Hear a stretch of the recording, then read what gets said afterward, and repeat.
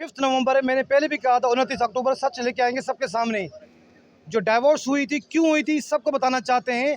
15 अगस्त को मैडम अपने घर जाती है, 21 अगस्त को लीगल नोटिस भेजती हैं और फिरोज़ खान से डिमांड करती हैं पैसे। अगर पैसे नहीं दोगे मैं तुम्हारे ऊपर डोमेस्टिक वायलेंस का और क्रिमिनल का केस का करूँगी। That was the legal notice. हमने पूरी कैरियर में ऐसा कोई लीगल नोटिस नहीं देखा जो वाइफ हस्बैंड से क्लेम करे पैसे दो, नहीं तो तुम्हारे खिलाफ डोमेस्टिक वायलेंस और क्रिमिनल केस करूँगी। क्यों? अगर दैट वाज अ ट्रैप, पैसे बेशक कम थे, दैट वाज अ ट्रैप। अगर पहले मान जाते हैं तो इसका मतलब एडमिट किया आता था तो डोमेस्टिक वायलेंस किया है। तो ये फैसला, तलाक का फैसला बड़ी मुश्किल से ये फिरोज साहब ने दिया था। बिकॉज इस तरह कैसे हो सकता है हस्बैंड वाइफ इस तरह लीगल नोटिस भेजे और धमकियाँ दे क्रिमिनल केस की, डोमेस्टिक वायलेंस की। हमने हर चीज़ कोर्ट को खोल के पढ़ाई है और सारे साफी इस चीज़ के गवाह हैं। तो कहने का मतलब है अभी दैट वाज अ ईगो। अगर हम पहला लीगल नोटिस मान लेते हैं इनकी बात, तो इसका मतलब है हम we have offended, we have domestic violence किया हुआ है। तो दैट इज़ वाई हम उसका पैसे दिए और इनको डाइवोर्स दिए। तो दैट इज़ द रीज़न 21 सितंबर को इनका पोस्ट आता है डोमेस्टिक वायलेंस का 4 साल वाला। तो उसके रोकने के लिए गाजियाबाद में हमने एप्लीकेशन लगाई ताकि इनको रोका जाए, केस की मेरिट को ख़त्म नहीं करे। अगर इनको कोई एलिगेशन से अब प्रॉपर फार्म में जाएँ, उधर नहीं गए, इसी गाजियाबाद के केस में, कस्टडी वाले केस में इन्होंने डॉक्यूमेंट्स जमा करवा दिए।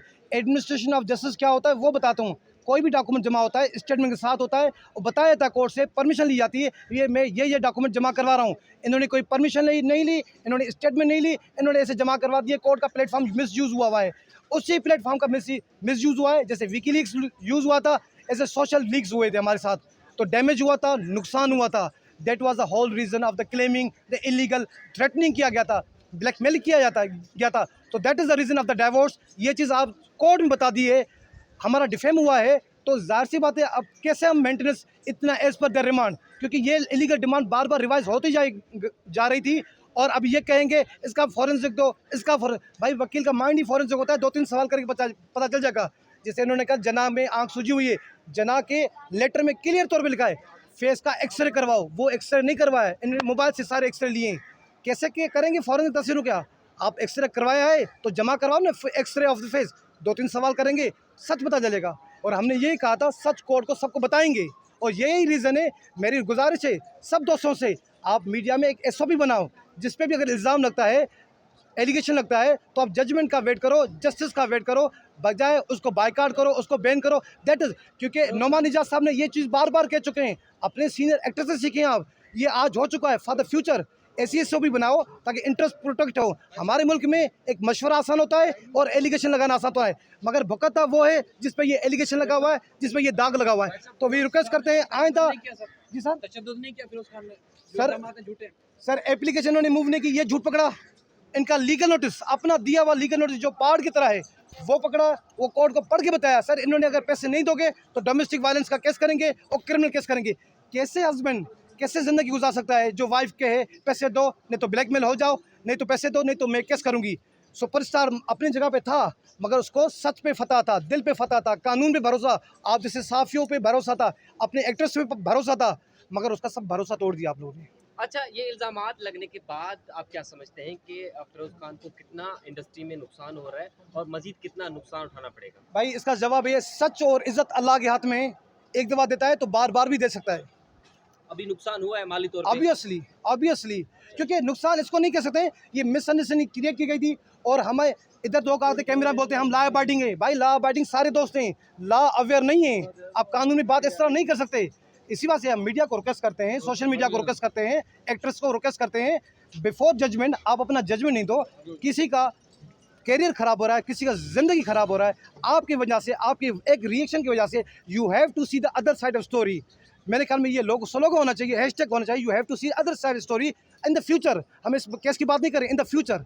लोगों का रोज़गार है, लोगों को मेहनत की हुई है, अब पानी फेर देते हो किसी झूठे इल्ज़ाम में। तो ये रिक्वेस्ट है हमारी सबसे। ये बता दें कि वो आज आप ये बता रहे थे कि नुकसान हुआ है सोशल मीडिया पे इस कैंपेन का, तो प्रोफेशनली कितना नुकसान हुआ है ये भी बता दें। और दूसरा ये कि क्या काम मिलना बिल्कुल बंद हो गया है फिरोज खान को या थोड़ा बहुत मिल रहा अब है? नुकसान कितना हुआ है वो मुस्तक मलिक से ट्वीट से पता चलता है कितना नुकसान हुआ है। Everybody is thinking under review.